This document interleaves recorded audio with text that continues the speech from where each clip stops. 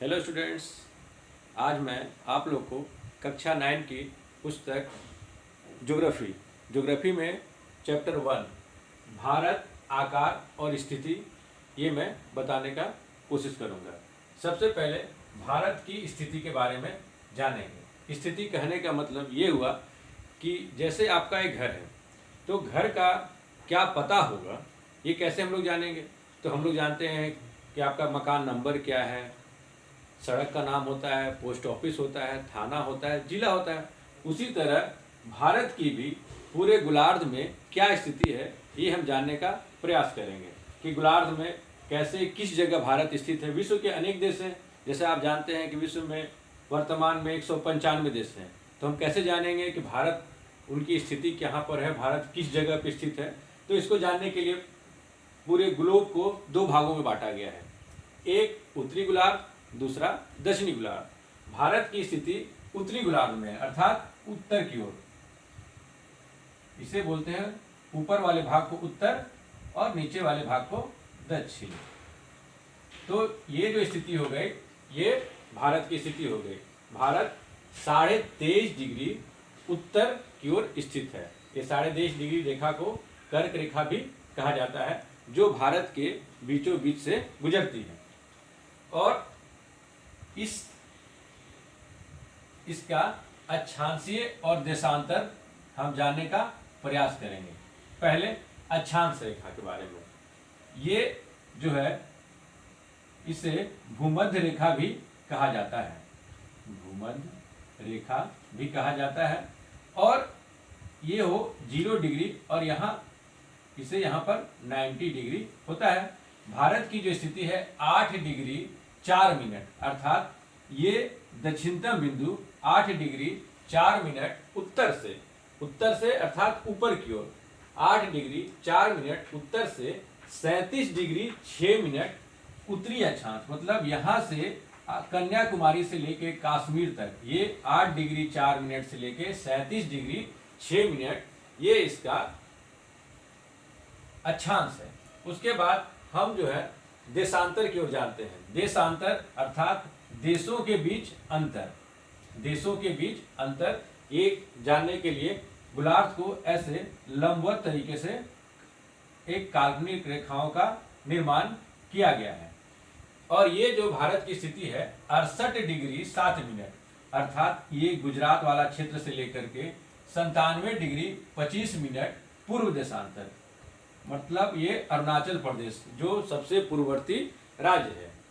मतलब इसे याद रखने के लिए पहले आप याद रखेंगे यहाँ नीचे से 8 डिग्री 4 मिनट से 37 डिग्री 6 मिनट अक्षांश, उत्तरी अक्षांश। उसके बाद देशांतर की ओर बताएंगे 68 डिग्री 7 मिनट से पूर्व की ओर। पूर्व की ओर कहने का मतलब ये जो है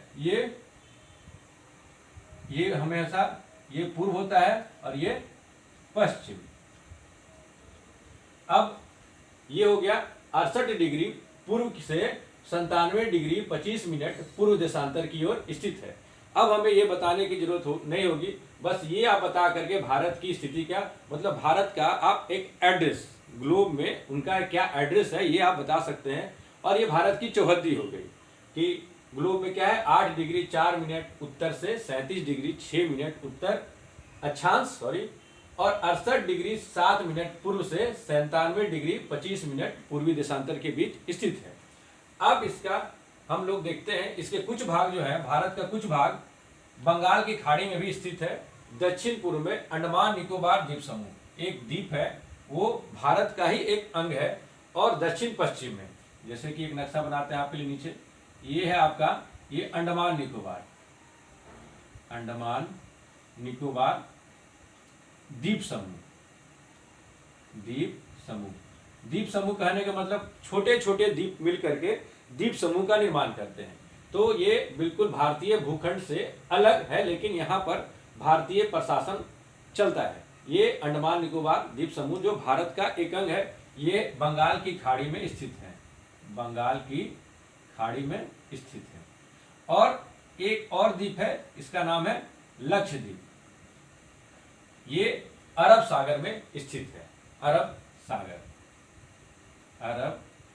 सागर पूर्व की ओर बंगाल की खाड़ी और पश्चिम की ओर अरब सागर, और ये नीचे की ओर ये है हमारा हिंद महासागर, हिंद महासागर।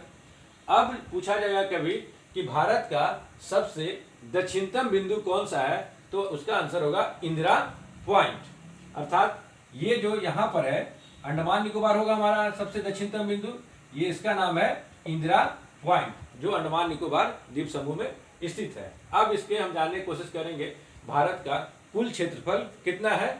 तो भारत का कुल क्षेत्रफल है 32,87,263 वर्ग किलोमीटर। 32 लाख, याद करेंगे दोबारा, 32,87,263 वर्ग किलोमीटर, जो विश्व के कुल क्षेत्रफल का 2.4% है, 2.4%। और ये विश्व का 7वां बड़ा देश है, मतलब हमसे ज्यादा, हमारे देश से 6 देश क्षेत्रफल में हमसे बड़े हैं। अब हम जानने का प्रयास करेंगे कि इनकी स्थलीय सीमा, स्थलीय सीमा कहने का मतलब जो हमारा जो सीमा रेखा है, कितने स्थल को, स्थल सीमा रेखा कहने का मतलब ये हुआ कितने किलोमीटर हम स्थल से जुड़े हैं और कितने किलोमीटर हम जल या तटीय क्षेत्रों से जुड़े हुए हैं। तो स्थलीय सीमा हमारा 15,200 किलोमीटर, 15,200 किलोमीटर, और समुद्री तट रेखा 7,516 किलोमीटर, अर्थात ये वाले जो राज्य हैं जैसे कि आपका गुजरात, महाराष्ट्र, कर्नाटका, केरला, तमिलनाडु, आंध्र प्रदेश, उड़ीसा, ये सारे राज्य तटीय राज्य हैं, और ये इनकी समुद्र रेखा, समुद्र तट से रेखा 7,516 किलोमीटर है, और इसमें अंडमान निकोबार को भी सम्मिलित कर लिया गया है। और स्थलीय सीमा में हो गए हमारे राजस्थान, पंजाब, जम्मू कश्मीर, उत्तर प्रदेश, बिहार, और ये पूर्वोत्तर के राज्य जैसे अरुणाचल प्रदेश, मिजोरम, नागालैंड, त्रिपुरा इत्यादि देश शामिल हैं। अब आइए इसके हम लोग भारत के उत्तर पश्चिम और उत्तर तथा उत्तर पूर्वी सीमा पर नवीनतम वलित पर्वत है। जैसा कि आप लोग जानते हैं कि हिमालय पर्वत हमारे किस ओर स्थित है, हमारा उत्तर की तरफ, उत्तर ऊपर की तरफ, ऊपर वाले जब भी नक्शा में याद रखेंगे, नक्शा को जब भी देखेंगे तो इस तरह से देखेंगे हम लोग, ये जो है इधर पूर्व होता है हमेशा, इधर, और इधर पश्चिम, ऊपर की तरफ उत्तर और नीचे की तरफ दक्षिण। तो हिमालय पर्वत जो है हमारा देश के उत्तर की ओर स्थित है, और ये नवीनतम वलित पर्वत है, वलित पर्वत है। अब आइए गुजरात से अरुणाचल प्रदेश के स्थानीय समय में 2 घंटे का अंतर है। जैसा कि आप लोग जानते हैं कि जो समय है हमारा, समय जो समय नापने की एक मानक समय भारत ने बनाया है अपने लिए, जो है 82 डिग्री 30 सेकेंड पूर्वी देशांतर। ये रेखा जो है इलाहाबाद के नैनी से होकर गुजरती है, जो 82 डिग्री 30 मिनट पूर्वी देशांतर रेखा को एक मानक समय मान लिया गया है, जो बीचों बीच, अर्थात ये जो जिस लाइन पे जो समय होगा उससे ही भारत का समय माना जाएगा। लेकिन गुजरात का तट इधर बिल्कुल पश्चिम की ओर है, और अरुणाचल प्रदेश, ये अरुणाचल प्रदेश काफी पूर्व में है। इन दोनों राज्यों के बीच समय का जो अंतर है लगभग 2 घंटे का है, लगभग कितने घंटे का, 2 घंटे का अंतर है। अब हम लोग जरा सा ये आपको बताने की कोशिश करेंगे, जो 7 बड़े देश थे यहाँ पर भारत की, जो 6 बड़े देश, 6 बड़े देश भारत से बड़े हैं, उनका नाम कौन कौन है। पहला जो है रसिया, रूस, दूसरा है कनाडा, तीसरा है यूएसए, चीन, ब्राजील, ऑस्ट्रेलिया और भारत। ठीक है, याद रहेगा, पहला रूस, कनाडा, यूएसए, चीन, ब्राजील, ऑस्ट्रेलिया और भारत। ठीक है, अब हम लोग एक और चीज जानने की कोशिश करेंगे, ये आपका एग्जाम के लिए भी जरूरी है। पूर्व से पश्चिम की दूरी, पूर्व से पश्चिम की दूरी, अर्थात अरुणाचल प्रदेश, अरुणाचल प्रदेश से गुजरात, गुजरात के बीच 2933 किलोमीटर की दूरी है, गुजरात से लेके अरुणाचल प्रदेश तक। और उत्तर से दक्षिण, मतलब कश्मीर से कन्याकुमारी तक की दूरी 3214 किलोमीटर। अर्थात ये अंतर देख सकते हैं, उत्तर से दक्षिण ये देखने में ही लंबा लगता है, तो इसकी जो दूरी है उत्तर से दक्षिण की ओर 3214 किलोमीटर की दूरी है, और पूर्व से पश्चिम 2933 किलोमीटर की दूरी है। अब भारत की हम लोग एशिया महाद्वीप। भारत किस महाद्वीप में स्थित है? एशिया महाद्वीप में। पूरे विश्व जो है, जो देश हैं पूरे विश्व में 7 महाद्वीप में बटे हैं, उसी में से एशिया महाद्वीप का एक देश है भारत। एशिया महाद्वीप में स्थित है भारत, और भारत जो है एशिया महाद्वीप के पूर्व में और पश्चिम के मध्य स्थित है। बिल्कुल ये बीचों बीच स्थित है, मध्य स्थित है ये। उसके बाद 1869 में, ये जरा सा नक्शा बता दें आपको कि भारत के इधर बंगाल की खाड़ी पूर्व में है, पश्चिम में अरब सागर, नीचे में हिंद महासागर। हिंद महासागर इसलिए इसका नाम रखा गया कि सबसे ज्यादा जो स्थलीय भाग है जो भारत से सटता है, इसीलिए इस जो महासागर का नाम हिंद महासागर। भारत का एक अन्य नाम हिंद भी है, तो इसके नाम से ये महासागर का नाम पड़ा। 1869 में स्वेज नहर के खुलने से भारत और यूरोप के बीच करीब 7000 किलोमीटर की दूरी कम हो गई। स्वेज नहर ये आपको जैसा एक नक्शा बता दी है, ये इंडिया है और ये यूरोप है, और यहाँ पे एक नहर का निर्माण किया गया।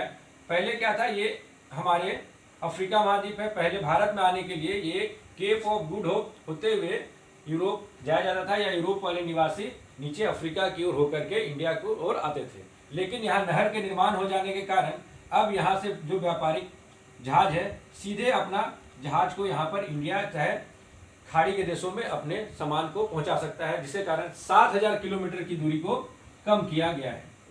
अब आगे बताने की, प्राचीन काल में जो है पहले हमारा आवागमन के लिए दूसरे देशों के साथ हम लोग समुद्री मार्ग का ज़्यादा इस्तेमाल नहीं करते थे, बनिस्पत हम लोग ये स्थल मार्ग का ज़्यादा इस्तेमाल करते थे।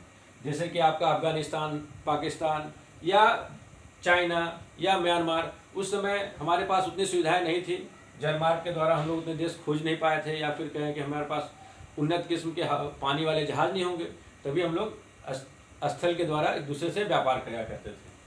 अब आपको बता दें भारत के पड़ोसी देश, ये आपको बहुत ज़्यादा जरूरी है ये जानने के लिए कि भारत के पड़ोसी देश कौन कौन से हैं। तो अभी वर्तमान में भारत के पड़ोसी देश के बारे में एक ट्रिक है